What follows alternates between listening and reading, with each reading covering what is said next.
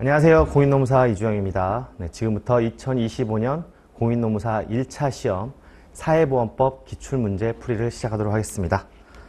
2025년 공인노무사 1차 그 사회보험법 문제가 예상과 다르게 굉장히 쉽게 나왔습니다.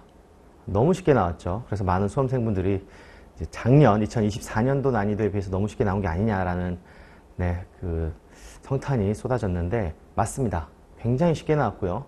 기초적인 기본적인 문제만 개념만 알고 있다 하더라도 60점 이상은 충분히 맞힐 수 있는 그런 문제들로 대거 출제가 되었습니다.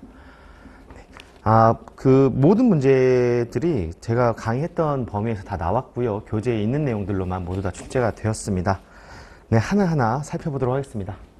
41번 문제입니다. 사회보장 기본법령상 사회보장에 관한 기본계획의 수립에 관한 설명으로 옳지 않은 것은 이라는 문제입니다. 사회보장기본법에서는 총 3문제가 나왔는데요. 첫 번째 문제가 매우 쉽게 나왔죠. 옳지 않은 것. 그러니까 지금 모든 문제가 그랬어요. 옳지 않은 것을 고르는 게 굉장히 쉬웠어요. 그러면은 다른 지문을 다 읽어볼 필요가 없었죠. 그래서 시험 시간을 매우 단축시킬 수 있었습니다. 1번 문제 같은 경우에 기본계획은요. 정답은 1번이었습니다. 보건복지부 장관은 관계 중앙행정기관의 장과 협의하여 기본계획을 3년마다 수립하여야 된다라고 되어 있지만 법 제16조에 따르면 그 3년이 아니라 5년입니다. 그래서 1번이 틀린 지문이었죠. 5년마다 수립해야 됩니다. 기본계획은 5년이고 이제 시행계획이 1년마다였죠. 그래서 1번이 틀린 지문, 나머지는 다 맞는 지문이었습니다. 42번 문제입니다. 사회보장기본법령상 사회보장위원회에 관한 설명으로 옳은 것은입니다. 사회보장위원회인데요. 매우 중요하다라고 말씀을 드렸었죠. 사회보장위원회는 제일 중요했습니다. 1번 위원회 위원장은 보건복지부 장관이 된다고 되어 있지만 정답은 국무총리였고요. 위원장은 국무총리죠. 2번 지문이 공무원인 위원회 임기는 2년으로 한다라고 되어 있지만 이게 기출을 잘 푸셨으면 이건 틀린 지문이라는 걸 바로 알 수 있었을 거예요. 왜냐하면 위원회 임기는 2년으로 한다라고 되어 있지만 공무원의 임기는요. 공무원인 위원회 임기는 그 재임 기간입니다. 즉 2년이 아니에요. 2번도 틀린 지문이었고요. 3번은 실문위원을 두며 실문위원회 간사는 2명을 둔다라고 되어 있지만 간사는 1명이죠. 3번도 틀렸고요. 4번은 위원장은 1명, 부위원장 2명이 아니라 3명이었고 위원은 30명입니다. 숫자가 다 틀렸죠. 5번은 맞는 지문이었습니다. 정답은 5번이었죠. 위원장이 부득이한 사유로 직무를 수행할 수 없을 때에는 위원장이 미리 정한 부위원장 순서로 그 직무를 대행한다. 5번이 맞는 지문이었습니다. 이 문제 같은 경우도 보면 숫자를 정확하게 암기하지 않았다 하더라도 맞출 수 있는 게 5번 같은 경우 상식적으로 맞는 거라고 볼 수 있겠죠. 우리가 직무 대행 순서가 있다. 이 정도는 이제 개념적으로 이해를 하고 있었더라면 충분히 맞출 수 있는 문제였습니다. 다음 43번 문제입니다. 사회보장 기본법령상 사회보장 제도의 운영에 관한 설명으로 옳지 않은 것입니다. 옳지 않은 것. 정답은 3번이었습니다. 지방자치단체의 장이 사회보장제도를 신설하려는 경우에 매년 6월 30일까지요. 6월 30일이죠. 여기가 틀렸죠. 4월 30일이 아니라 6월 30일까지 협의 요청서를 보건복지부 장관에게 제출하여야 합니다. 여기 시행령에 있는 지문인데 시행령 제15조 제1항에 있는 지문인데요. 중요하다고 말씀드렸습니다. 중앙행정기관의 장인 4월 30일인데 지방자치단체의 장은 6월 30일까지 제출해야 합니다. 그래서 3번은 틀린 지문. 그 외에 나머지 1번, 2번, 4번, 5번 다 맞는 지문인데요. 이 문제도 굉장히 좀 쉬웠던 게 나머지 지문들이 너무나 맞는 지문들이었어요. 그래서 3번이 틀린 지문이라는 걸 맞출 수 있었을 겁니다. 다음 고용보험법으로 넘어왔습니다. 고용보험법. 고용보험법상 고용보험 기금의 용도로 옳은 것은 모두 몇 개인가? 정답은 5번입니다. 전부 다 맞는 지문이었어요. 제가 기출 풀어드릴 때 우스갯소리로 맞는 것을 모두 골라라 하면 전부 다 맞는 지문이다 라고 했는데 이것도 마찬가지로 전부 다 맞는 지문이었습니다. 고용보험 기금의 용도는 이제 법 제80조에 있는데요. 그 용도들이 나와 있습니다. 일시차입금의 상환금과 이자도 맞고요. 이 법에 따른 국민연금 보험료의 지원. 이거는 제가 설명을 드렸는데 그 두루누리 지원금이라고 국민연금 보험료 지원에 들어간다. 말씀드렸고요. 두루누리 지원금이 아니라 그 실업 크레딧이죠. 실업 크레딧. 실업 크레딧 할 때 우리가 그 고용보험에서 기금에서 지원해준다. 그 부분이 있었고요. 실업급여 지급에 따른 사업 수행에 따른 경비, 육아휴직 급여 및 출산 전 휴가 급여 등의 지급, 징수법에 따른 업무를 대행하는 위탁받은 자에 대한 출연금, 전부 다 기금의 용도로 맞습니다. 정답은 5번이었습니다. 다음 45번. 고용보험법상 연장급여에 관한 설명으로 옳지 않은 것입니다. 연장급여는 매우 중요하다고 말씀드렸던 게 그 2024년도 기출에서도 연장급여에 대한 부분이 두 문제가 출제가 되었었죠. 이게 제출하시는 문제 출제위원분들이 연장급여를 굉장히 좋아합니다. 연장급여는 꼭 정확하게 암기를 하고 가셔라 라고 말씀드렸습니다. 옳지 않은 것을 고르는 것이었는데요. 정답은 5번이었습니다. 5번. 가장 기본적인 또 지문이에요. 나머지 다 맞는 건데, 훈련 연장급여를 지급하는 경우에 그 일액은 해당 수급 자격자의 구직급여 일액의 100분의 70이 아니라 100분의 100입니다. 네, 훈련 연장은 100분의 100이고요. 개별이나 특별은 100분의 70이었죠.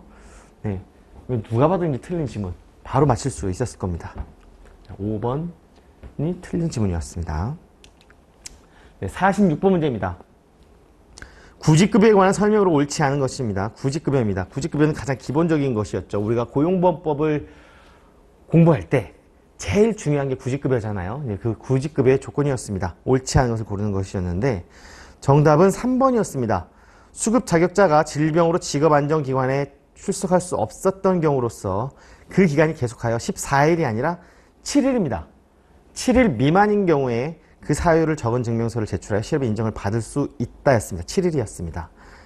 네, 요거는 중요한 것이었죠. 네, 그 증명서를 제출해서 실업의 인정을 받을 수 있었는데 법 제44조 제3항에 있는 내용이었습니다. 7일이었습니다. 그래서 3번이 틀린 지문, 나머지는 다 맞는 지문이었습니다. 그 다음 문제가 이 고용보험법에서 제일 어려운 문제였어요. 고용보험 법령상 우선지원 대상 기업의 상시 사용하는 근로자 기준에서 산업분류와 상시 사용하는 근로자 수가 옳게 연결된 것입니다. 그러니까 우선 지원 대상 기업의 기준을 고르는 그 표가 있는데요. 법 제12조 1항 관련된 표가 있습니다.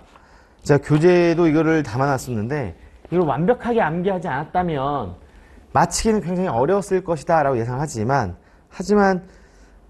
이거는 제가 설명을 드린 기억이 나요. 제조업 중에 가로 열고 다만이라고 있었습니다. 그 표를 보시면 다만 산업용 기계 및 장비 수리업은 그 밖의 업종으로 본다 라는 게 있어요. 그래서 그 밖의 업종으로 본다는 것은 그 밖의 업종은 100명 이하이거든요.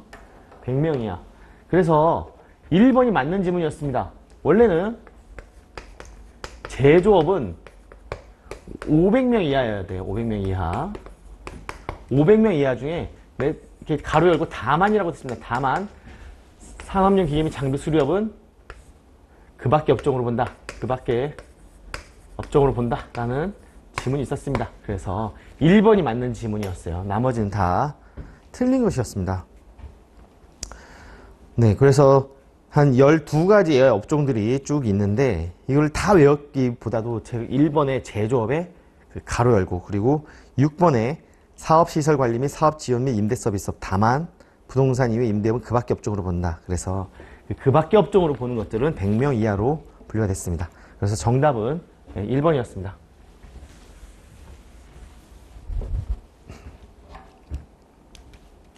다음 48번 문제입니다. 고용보험 법령상 피보험 자격에 관한 설명으로 옳지 않은 것은 그 틀린 지문을 고르는 것이었는데요. 자, 1번 피보험자가 이직을 한 경우에 이직한 날에 피보험 자격을 상실한다. 1번이 틀렸죠. 가장 기본적인 거죠. 뭐죠? 이직을 한 경우에는요. 이직한 날에 다음 날에 피보험 자격을 상실한답니다. 이직한 날에 다음 날.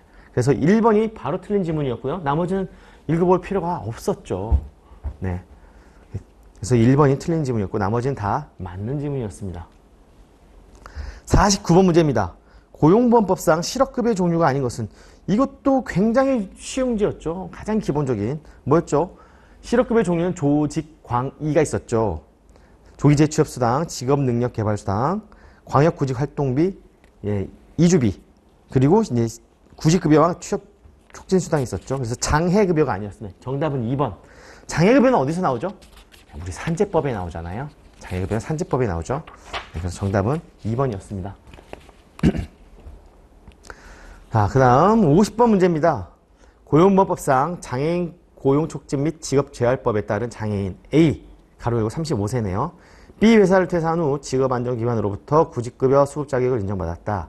비보험기간이 4년인 A가 받을 수 있는 구직급여 소정급여 일수는으로 되어 있습니다. 구직급여 소정급여 일수는 제가 이제 표를 시험지를 받자마자 위에다 그려놓고 시작해라 라고 말씀드렸는데, 그려놓으신 분들은 쉽게 맞힐 수 있었죠.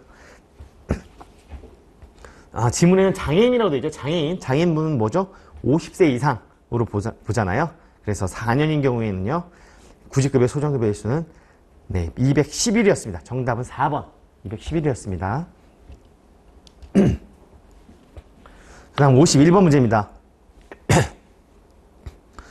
고용보험법상 근로자의 수급 자격이 제한되지 아니하는 정당한 이직사유에 해당하는 것을 모두 고른 것은 이라고 되어 있습니다.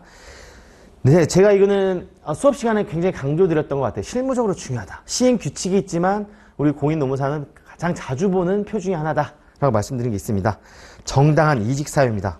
자발적 이직인 경우에는 우리가 구직급여 수급 자격이 인정되지 않지만, 자발적 이직임에도 불구하고 수급 자격이 인정되는 정당한 이직 사유가 시행규칙 별표 2에 있어요. 그래서 가장 대표적인 게 우리 그 계약 만료나 정년의 도래가 있었습니다. 네, 표가 있는데요. 임금체불이 있는 경우에는 1년 이내 2개월 이상 발생한 경우예요. 그래서 문제에서 기억은 틀린 거였어요. 1개월의 임금체불이 아니라 1년 이내 2개월의 임금체불입니다. 그리고 나머지는 다 맞는 것이었는데요. 사업장에서 종교, 성별, 신체 장애, 노조 활동 등을 이유로 불합리한 차별 대우를 받은 경우도 들어가고요. 정년의 도래, 계약기간의 만료도 당연히 들어가고요.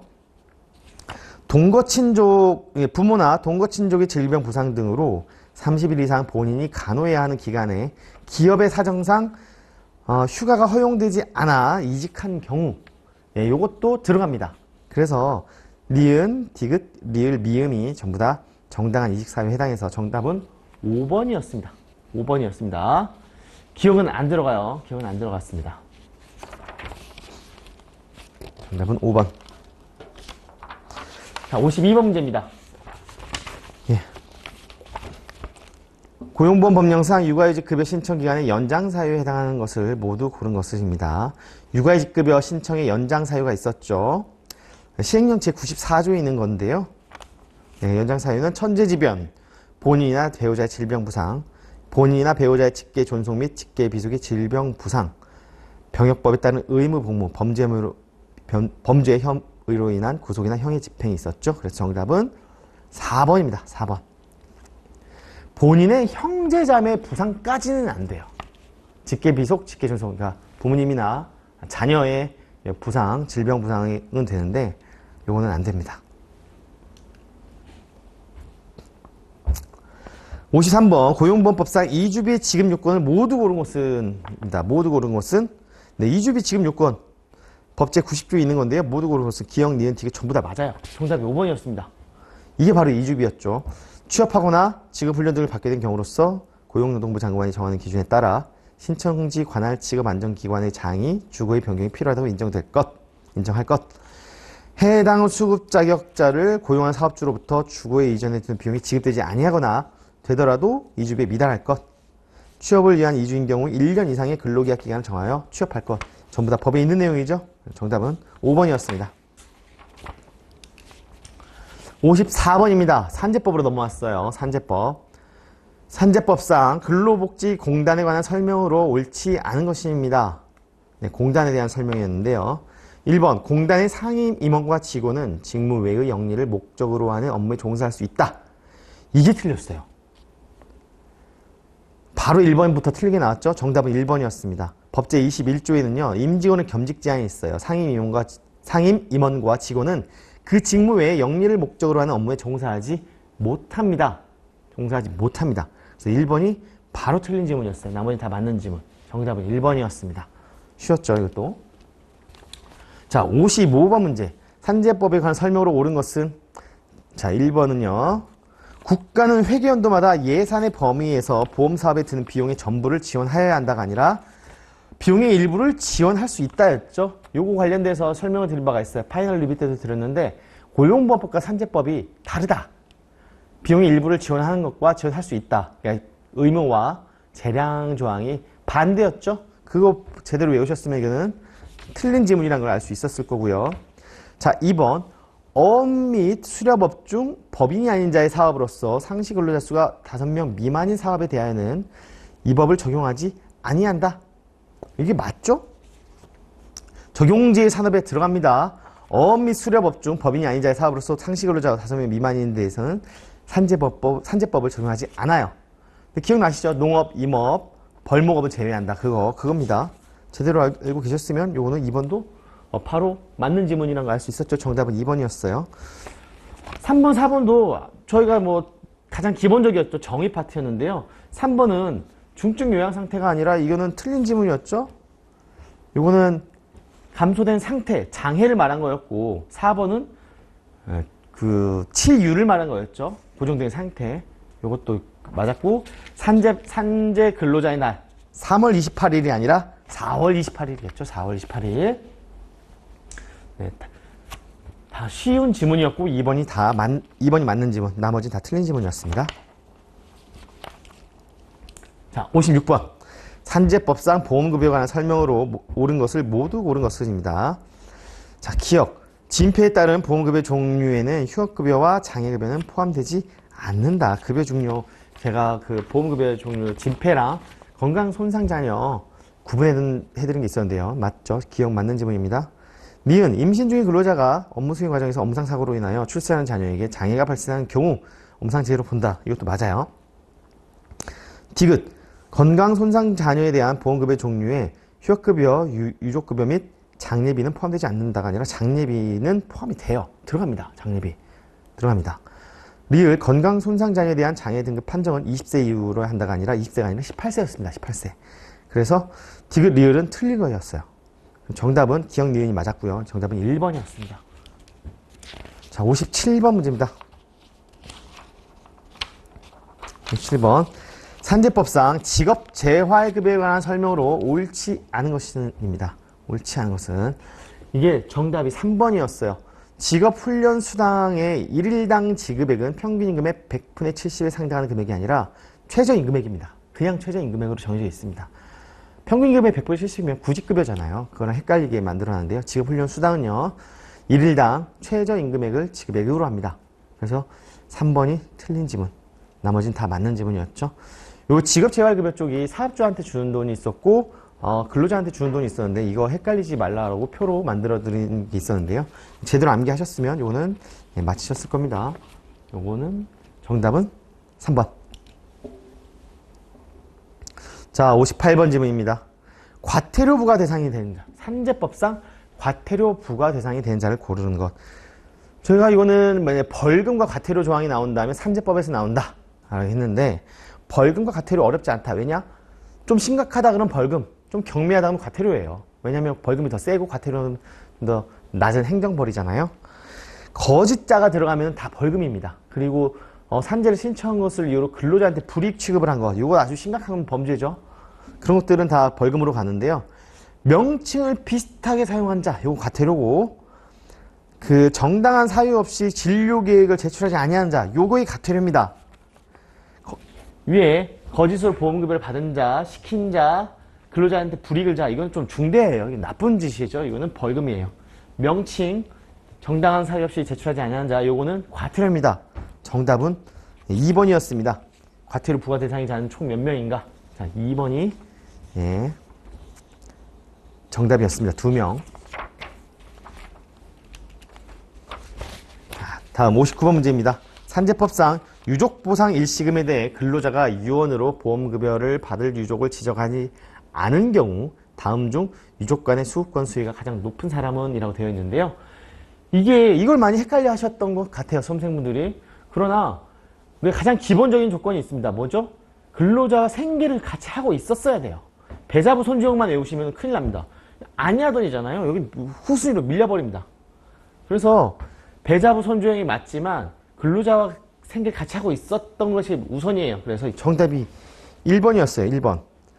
네, 5번이 아닙니다.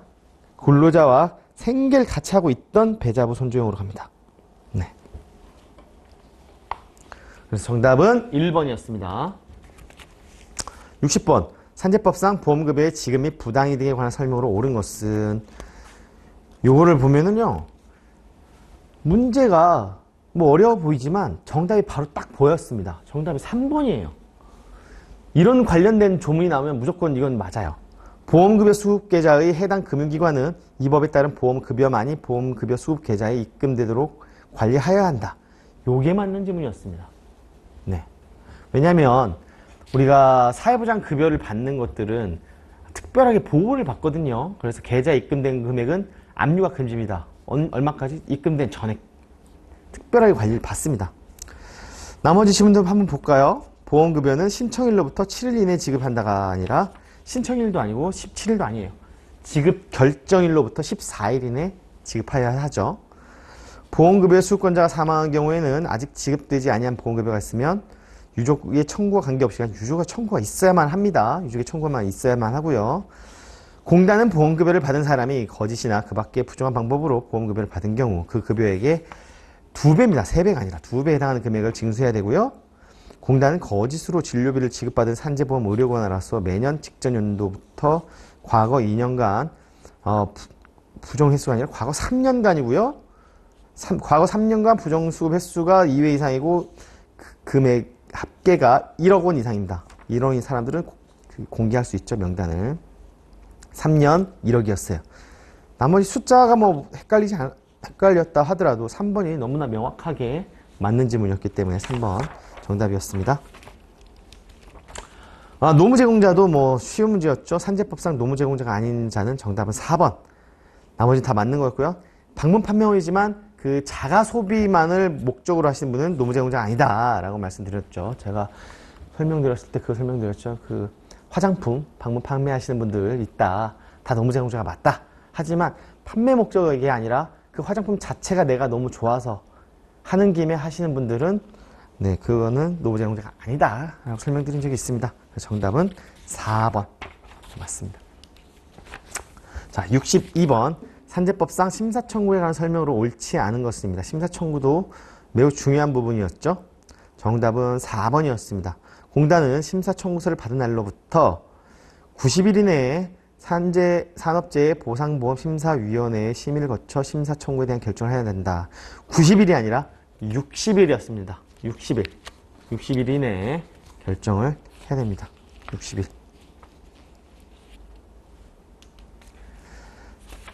자, 63번 문제. 국민연금으로 넘어왔습니다. 국민연금 법령에 관한 설명으로 옳은 것은입니다. 자격 취득 상실에 대한 문제가 계속 꾸준하게 나오고 있죠. 자, 1번. 사업장 가입자는 사망한 날에 자격을 상실한다. 사망한 날의 다음 날이죠. 사망한 날의 다음 날. 자, 2번. 임의 가입자는 가입 신청이 수리된 날에 자격을 취득한다. 맞습니다. 2번. 수리된 날입니다. 너무 쉬운 문제였어요. 이 맞는 걸 고르는 것도 쉬웠고요. 이거 정확하게 알고 있었다면 맞았죠. 자, 3번. 임의 계속 가입자는 국적을 상실한 날이 아니라 국정을 상실하거나 국위로 이전 때 다음 날이다. 다음 날. 임의 가입자는 그 자격을 상실하게 되는 때는 연금보험료의 체납기간은 6개월이죠. 1년이 아니라 6개월이고요. 지역가입자가 사업장 가입자의 자격을 취득한 때에는 그에 해당하게 된 날의 다음 날에 상실한다가 아니라 자격을 취득한 날입니다. 다음 날이 아니라. 정답은 2번. 자, 64번 문제입니다. 국민연금법상 유족연금에 관한 설명으로 옳지 않은 것은입니다. 옳지 않은 것은 볼까요? 정답이 바로 나오죠. 1번이었습니다. 연금보험료를 낸 기간이 가입 대상 기간의 4분의 1인 가입자가 사망하면 그 유족에게 유족연금을 지급한다가 아니라 3분의 1입니다. 유족연금 수급권자에 대한 게 법 제72조에 나오는데요. 노령연금 수급권자, 그러니까 그 사람들이 사망하면 유족연금을 지급하죠. 노령연금 수급권자가 사망했을 때 주고요. 가입기간이 10년 이상인 가입자 또는 가입자였던 자가 사망하면 유족연금을 지급하고요. 연금보험료를 낸 기간이 가입 대상 기간의 3분의 1 이상인 가입자 또는 가입자였던 자입니다. 4분의 1이 아니라 3분의 1이었어요. 숫자가 틀렸죠? 그래서 정답은 1번이었습니다. 나머지는 다 맞는 지문. 자, 65번 문제입니다. 국민연금법상 급여 제한 등에 관한 설명으로 옳지 않은 것은 입니다. 65번 문제가 좀 지문이 좀 상대적으로 긴 편이었는데요. 이것도 조금 쉬운 편에 해당했어요. 뭐였냐면 정답은 4번입니다. 4번이 틀렸는데요. 입양으로 유족연금의 지급이 정지된 손자녀인 수급권자가 파양된 경우죠. 직권으로 입양된 때부터 지급 정지를 해제한다가 아니라 이게 신청이에요. 직권으로 하는 경우는 없어요. 4번입니다. 유족연금의 지급이 정지된 자가 파양된 경우에는요. 이게 뭐가 틀렸냐면 직권도 틀렸죠. 이게 신청이죠. 입양된 때부터가 아니에요. 이거 또 파양이다. 파양. 여기 소급해서 지급정지를 해제한다는 게 이게 상식적으로 말이 안 되죠. 파양된 때부터 지급정지를 해제해서 주는 거죠. 왜냐하면 그 입양된 기간이 있을 거 아니에요. 그걸 뭐 소급해서 해제해버리면 안 되겠죠. 네, 상식적으로 말이 안 되죠. 그래서 정답이 4번이었습니다. 나머지는 다 맞는 지문. 자, 66번 문제 풀어보겠습니다. 또 심사청구 나왔죠. 우리 출제위원분들 심사청구 굉장히 좋아합니다. 국민연금법의 심사청구입니다. 옳지 않은 것인데요. 쭉 시간을 들여서 읽었지만 정답은 5번이었습니다. 바로 나옵니다. 뭐죠? 구두. 우리 법에 구두로 취하할 수 있는 건 하나도 없어요. 다 문서입니다. 아니, 청구인은 결정이 있기 전까지는 언제든지 심사청구를 구두로 취할 수 있다. 바로 틀린 지문이죠. 나머지가 애매하더라도 5번은 너무나 계속 강조를 했던 부분이라서 쉽게 맞출 수 있었습니다. 정답은 5번입니다. 5번. 문서로 취하해야 됩니다. 문서로. 자, 67번. 연금법상 공단에 관한 설명으로 옳지 않은 것은 공단 조직에 대한 것을 물어보는 거였습니다. 자, 이것도 조금 공부를 조금만 이해를 하시고 보신 분들은 아시겠지만, 보시면 조금 헷갈렸을 수도 있다는 생각이 들어요. 정답은 2번이었어요. 나머지는 다 맞는 지문이었는데, 공단에 관하여 국민연금법에서 정한 것 외에는 민법 중 사단법인에 관한 규정을 준용한다라고 되어 있습니다. 민법 중 사단법인. 우리가 이게 재단법인이 있고요. 들어보셨죠? 사단법인이 있습니다. 민법에서 배우셨을 거예요. 사단법인은 뭐죠? 사람이 모이는 거예요. 사람. 재단법인이 뭐죠? 돈이죠. 돈. 자, 연금공단에 사람이 모였습니까? 돈이 모였습니까? 돈이죠. 당연히 다. 우리가 돈 관리하는 공단이잖아요. 국민연금. 우리나라 국민들이 모은 국민연금 보험료 어마어마한 많은 돈이에요. 당연히 재단법인입니다. 재단법인. 이거는 민법 공부를 좀 하신 분들이라면 이게 당연히 맞힐 수 있었어요. 당연히 이거는 법 조문에도 나와 있습니다. 연금법상 국민연금법 제48조에 나와 있습니다. 재단법인을 준용한다라고. 그래서 정답은 2번이 틀린 지문이었습니다. 나머지는 다 맞는 지문. 이것도 조금 민법 공부를 하신 분들은 그냥 쉽게 맞힐 수 있지 않았을까 생각이 듭니다. 다음 문제. 건강보험법으로 넘어왔습니다. 건강보험법의 이 68번 문제는요. 틀리라고 낸 문제예요. 이거는 문제를 너무 어렵게 냈습니다. 이런 식으로 박스형 문제를 내면 어떻게 맞춥니까? 여기 안에 들어가 있는 숫자를 다 맞춰야 되는데요. 한번 볼까요? 국민건강보험공단은 임원으로서 이사장 1명과 이사 14명이었고요. 감사는 1명을 두는 거였습니다. 국민건강보험공단 이사회의 정기회의는 매년 2회 정관으로 정하는 시기에 이사회의 의장이 소집한다. 건강보험 분쟁조정위원회가 있죠. 여기 구성이 위원장을 포함하여 60명 이내의 위원으로 구성하고 위원장을 제한 위원 중 몇 명이죠? 1명은 당연직 위원으로 한다. 라고 되어 있습니다. 자, 여기에 들어가지 않는 숫자는 하나 보이죠? 맞죠? 정답은 4번. 20이라는 숫자가 없죠. 이거는 많은 분들이 못 맞히지 않았을까 예상이 되지만 모든 숫자를 다 알고 있어야만 맞출 수 있는 문제였습니다. 정답은 4번. 너무 어렵게 냈죠, 문제를. 자, 볼까요? 69번 문제. 직장가입자에 해당하는 자는 우리가 국민건강보험법에 해당하는 직장가입자와 제외된 자가 있었죠. 이걸 보시면 정답은 3번이었습니다. 비상근 근로자는 안 되고요. 현역병도 아니죠. 1개월 동안 소정근로시간이 60시간 이상이죠. 이거 이상이면 안 되죠. 법에는 뭐라고 됐냐? 여기가 미만인 경우에는요. 해당인 사항이 없어요. 자, 미만인 시간제 공무원은 직장가입자 제외 대상입니다. 그런데 지문에 뭐라고 돼 있죠? 이상이라고 돼 있죠? 이상이라는 뭐죠? 직장가입자에 해당한다라는 거죠. 해당하는 자는 3번입니다. 3번. 60시간 이상의 시간제 공무원은 직장가입자에 해당합니다. 네. 70번. 건강보험법상 지역가입자의 재산보험료 부과 점수당 금액은 이거 제가 여러 번 저만 설명을 했는지 잘 모르겠지만 어쨌든 제가 지역가입자 점수상 금액 208.4원은 여러 번 설명을 드렸어요. 이거 교재도 있고요. 정답은 2번입니다. 이건 너무 쉬운 문제였는데 많은 수험생들이 이 문제를 좀 틀렸던 것 같아요. 208.4원입니다. 208.4원.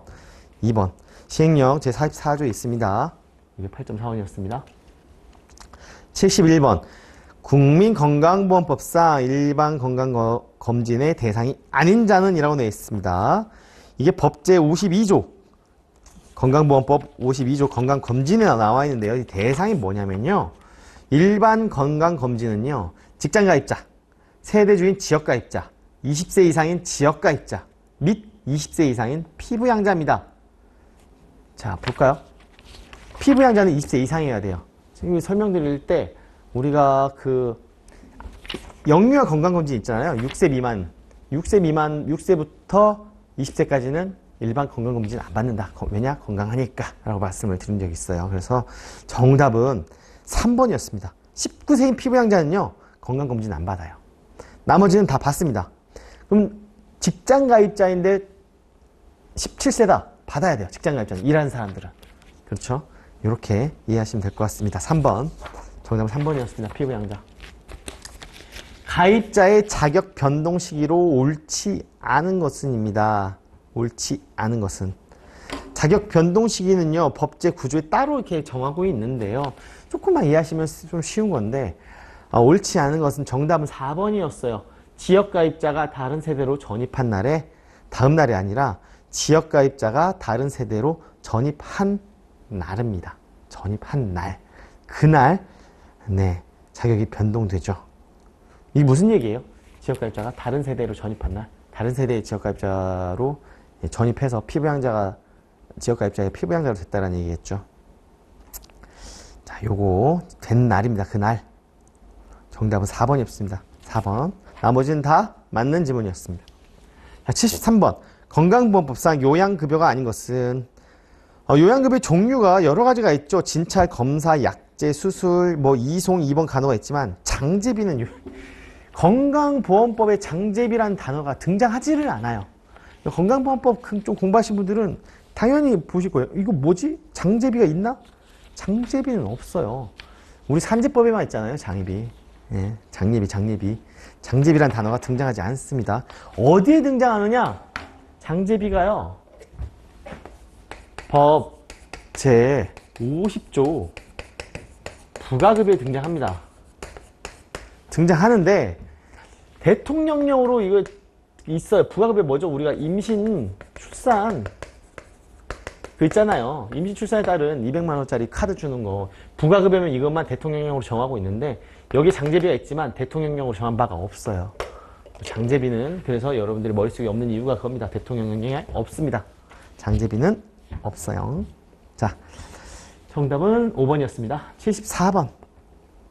건강보험법상 보험료에 관한 설명으로 옳은 것은 보험료입니다. 이것도 이게 참 정답이 딱 보입니다. 딱 보입니다. 다른 게 좀 애매한다 하더라도 옳은 거 하나가 보입니다. 4번이었습니다. 4번. 정답 4번이었는데요. 보수의 소득오락 보험료. 이게 뭐라고 말씀드렸죠?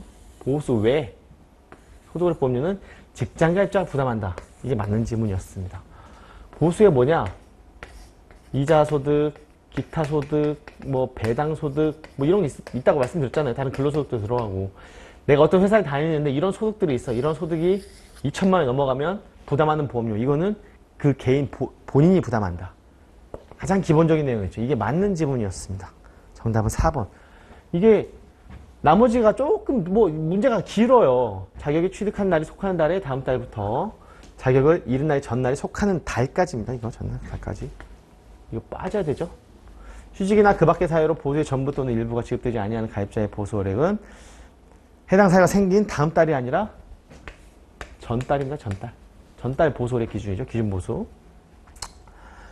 국외에서 업무에 종사하고 있는 직장가입자에 대한 보험료율은 지역가입자 보험료율의 100분의 80. 이게 지역가입자 이게 왜 나오죠? 지역가입자 아니죠? 100분의 50이죠. 50입니다. 뭐 이상한 질문이 나왔습니다. 사립학교에 근무하는 교원은 어떻게 되죠? 국가가 직장가입자 40, 60 이런 숫자가 없죠? 직장가입자가 50이고 국가가 몇이죠? 국가가 20, 사용자가 30이었죠? 사용자면 그 사립학교겠죠? 그리고 공부 조금만 하시면 가장 기본적인 내용들이었습니다.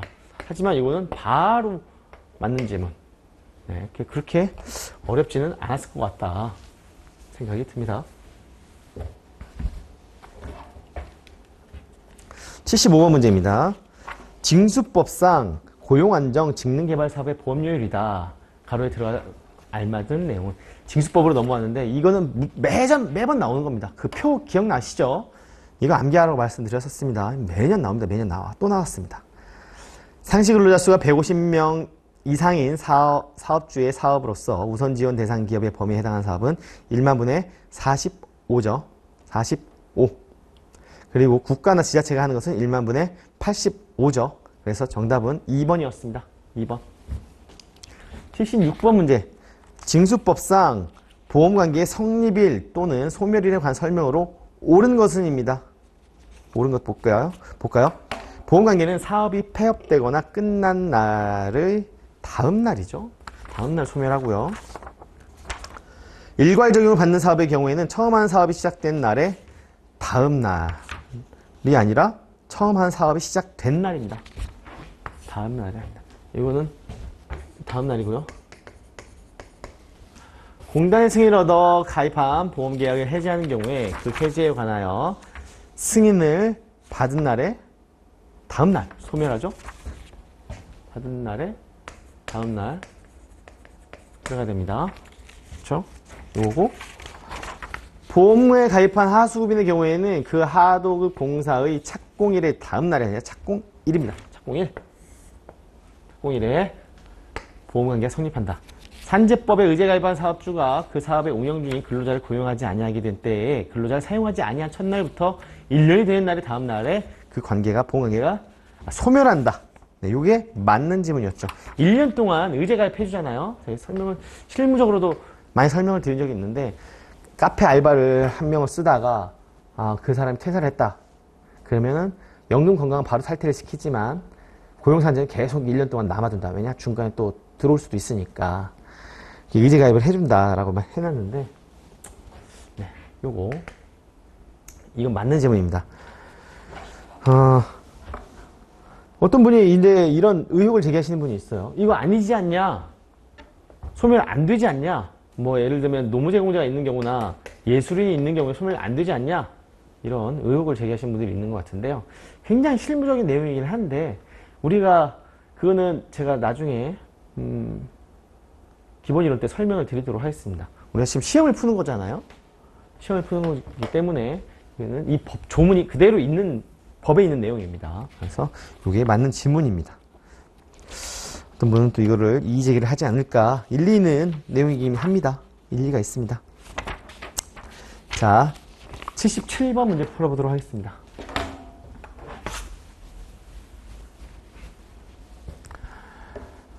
(77번) 징수법상 보험가입자에 관한 설명으로 옳지 않은 것은 볼까요? 1번 고용보험법을 적용받는 사업주는 당연히 가입자가 되고요. 산재법을 적용받는 사업주는 당연히 보험가입자가 된다. 1번, 2번은 뭐 너무나 뭐 같은 지문 아닌가요? 너무나 당연한 내용이고 너무 쉬운 지문이 나왔죠. 3번 상시 근로자 수가 3명인 농업법인 사업주는 산재보상보험에 가입할 수 없다. 이게 뭐죠? 법인이잖아요. 법인은 농업, 기억나시죠? 수료업. 법인이면은 산재보상보험 적용 대상이잖아요. 가입할 수 없다 아니면 있다잖아요. 3번이 틀렸죠? 네, 나머지 다 맞는 지문입니다. 그러나 혹 어떤 분은 또 이런 것도 문제제기 하시는 분은 없겠죠? 야, 이거는 산지법에 있는 문구지 이게 왜 징수법에 있냐? 시험 출제 범위가 틀렸다. 이런 의혹을 제기하시는 분들이 안 계실 거다라고 생각이 됩니다. 징수법, 산지법, 징수법 다 연결되어 있습니다. 네. 자, 3번이 틀린 질문이었습니다. 78번 볼까요? 징수법상, 법률상 소멸시효에 관한 설명으로 옳은 것은입니다. 소멸시효입니다. 자, 1번. 보험료. 이 법에 따른 징수금 징수할 수 있는 권리는 3년간 행사하지 않으면 시효로 인하여 소멸하고, 소멸시효에 관하여는 민법을 우선 적용한다. 이게 굉장히 조금 애매하게 냈어요. 어렵게 생각하지만 뭐가 틀렸냐면, 소멸시효에 관해서는 이 법에 규정된 것을 제외하고는 민법을 따른다라고 되어 있습니다. 이게 특별법이잖아요. 이게 틀린 거죠. 우선 적용이 아니라 징수법을 우선 적용하고, 만약에 없어. 그러면 민법을 적용한다. 그 내용입니다. 그러니까 얘는 틀린 지문이에요. 1번은 틀렸어요. 민법을 우선 적용한다가 아니에요. 징수법을 우선 적용합니다. 자, 그리고 2번. 이 법에 따른 징수금의 독촉에 따라 중단된 소멸시효는 독촉한 날부터 새로 진행한다가 아니라 기한이 지나야 돼요. 우리가 독촉이나 뭔가 고지서를 낼 거 아니에요. 당신 12월 31일까지 뭘 내? 라고 언제 보냅니까 이거를? 예를 들어 11월 1일에 12월 1일에 이 고지서를 보냈어요. 그럼 언제부터 소멸시효가 진행하냐? 12월 1일이 아니라 12월 31일 지난 때, 이때부터 진행을 하는 거예요. 그러니까 독촉한 날이 아니라 이 기한, 납부 기한이 지난 날부터입니다. 독촉에 의한 납부 기한이 지난 날부터 진행된 겁니다. 이게 독촉한 날이 틀린 거죠. 옳은 거 3번. 3번은 맞는 질문이었습니다. 3번이 맞는 질문이었어요. 정답이 3번이었어요. 보험료 정산에 따라 사업주가 반환받을 권리의 소멸시효는 다음 보험연도의 첫날부터 진행하며 보험연도 중에 보험관계가 소멸한 경우에는 보험관계가 소멸한 날부터 진행한다. 정산보험료죠? 네, 정산의 반환. 정산보험료 3번이 맞는 질문이었습니다. 4번. 이 법에 따른 체납처분 절차에 따른 교부 청구로 중단된 소멸시효는 교부 청구일. 이것도 마찬가지예요. 교부 청구일이 아니에요. 어떤 그 기간의 만료일이죠. 기간이 지난 때 어떤 기간. 월별 보험료는 어떤가요? 고지한 날이 아니라 이것도 뭐죠? 월별 보험료 납부 기한이 있을 거 아니에요. 납부 기한. 월별 보험료를 언제까지 납부하세요라고. 그때부터 새로 지나가지. 그러니까 이거 다 틀린 지문이었습니다. 조금 애매한 지문이었지만 3번이 맞는 지문이었습니다. 3번. 자, 79번. 징수법상 보험료율의 결정에 관한 설명으로 옳은 것은입니다. 자, 볼까요? 이 정답은 2번이었어요. 네, 79번 문제입니다. 징수법 79번 문제. 징수법상 보험료율의 결정에 관한 설명으로 옳은 것은입니다. 옳은 것은 정답은 2번이었어요. 고용보험료율을 결정하거나 변경하려면 고용보험법에 따른 고용보험위원회 심의를 거쳐야 한다. 이게 맞는 지문이었죠. 나머지는 어디가 틀렸는지 한번 볼까요? 1번 고용보험료율은 보험수지와 경제상황 등을 고려하여 100분의 30이 아니라 1000분의 30입니다. 100분의 30은 30%잖아요. 보험보험료율이 그렇게 높지 않죠. 그리고 산재법, 이거 볼까요? 3번. 산재보상보험 보험관계가 성립한 후 4년이 지나지 아니한 사업에 대한 산재보험료율은 동일하게 정한다. 이건 뭐 어디서 나온 건지 모르겠어요. 이거는 비슷하지도 않아요. 3년이 지나지 아니한 사업은 사업의 종류별로 따로 정한다거든요. 산재보험료율을 뭐라 그랬죠? 사업 종류별로 다 다르기 때문에 보험료율이 정해진 게 없다고 그랬잖아요. 종류별로 다 다릅니다. 3번도 틀린 거고요. 산재보험료율을 정하는 경우에는 특정 사업 종류의 산재보험료율이 전체 사업의 평균 산재보험료율의 2배가 아니라 저희가 20배죠. 20배. 그리고 노동부 장관은 특정 사업의 종류의 산재보험료율이 인상되거나 인하되는 경우에 직전 보험연도 산재보험료율의 100분의 40이 아니라 여기가 30입니다. 30이었죠? 이 숫자들도 좀 중요하다고 강조드렸는데 3번은 헷갈릴 수도 있을 것 같아요. 처음 보는 거죠? 그럼 틀린 질문. 네, 2번이 맞는 거였습니다. 2번이 맞는 지문이었습니다. 자, 마지막 80번 문제입니다. 마지막 80번 문제. 징수법에 관한 설명으로 옳은 것을 고른 것이었습니다. 옳은 것. 자, 1번 사업 종류의 변경으로 보험료 납부 방법이 변경되는 경우에는 사업 종류의 변경일을 변경 전 사업 폐지일로, 사업 종류의 변경일의 다음 날을 새로운 상립일로 본다. 이건데요. 이게 엄청 헷갈리게 써놨지만 이게 좀 그래요. 자, 예를 들어서 4월 30일, 5월 1일 이때 뭐 제조업이었어요. 여기는 뭐 소프트웨어 개발업이라고, 소프트웨어 뭐 이런 업종이 변경됐어요. 그러면 보험료율이 변경이 되겠죠. 업종이 이날 딱 바꿨어. 언제? 5월 1일 날 딱 바꿨어. 그러면은 언제를 성립일로 볼 거냐라는 건데요. 언제가 성립일일까요? 5월 1일이 성립일이에요. 이날 성립. 이 얘기는 뭐죠? 변경일의 다음 날, 그러니까 5월 2일을 성립일로 보겠다? 그건 아니죠. 5월 2일을 성립일로 보는 건 아니죠. 요게 성립일입니다. 그럼 이렇게 봐야 돼. 이게 아니라, 예를 들면, 건설업이라고 하면, 뭐, 그런 거겠죠? 납부 방법이 변경되는 거라고 했으니까. 그쵸? 요때를 성립일로 보겠다. 다음 날이 아니라, 제조업에, 그날, 업종이 변경된 날이 성립일입니다. 자, 그리고 사업주는 그달의 월별 보험료를 그달 말일까지 납부해야 되고, 그 보험료의 정산에 따른 이게 다 틀죠. 납부가 언제죠? 10일. 다음 달 10일이잖아요. 납부는. 공단은 사업 쪽에 징수하고자 하는 보험료 등의 종류, 납부할 금액 등을 적은 문서로서 납부기한 언제까지죠? 14일까지 납입을 고지한다. 그래서 납부기한 10일입니다. 10일 전까지 고지서가 날라옵니다. 자, 공단은 보험료율이 인상 또는 인하된 때는 계산보험료를, 증액 또는 감액 조정하고 이를 증가 국민건강보험. 이게 아니죠. 계산보험료 증액 뭐 이런 거 할 때는 누가 한다고요? 근로복지공단입니다. 근로복지공단. 정부가 이런 건 안 해요. 징수만 해주지. 월별 보험료 인상, 뭐 계산보험료 관련된 업무는 안 해줘요. 안 해줍니다. 그래서 4번도 틀린 지문.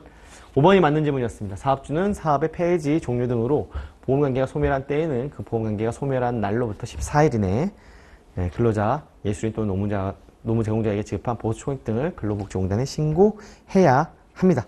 그래서 5번이 맞는 지문이었습니다. 네. 그러면 이상으로 2025년 1차 공인노무사 1차 사회보험법 기출문제 풀이를 마치도록 하겠습니다. 감사합니다.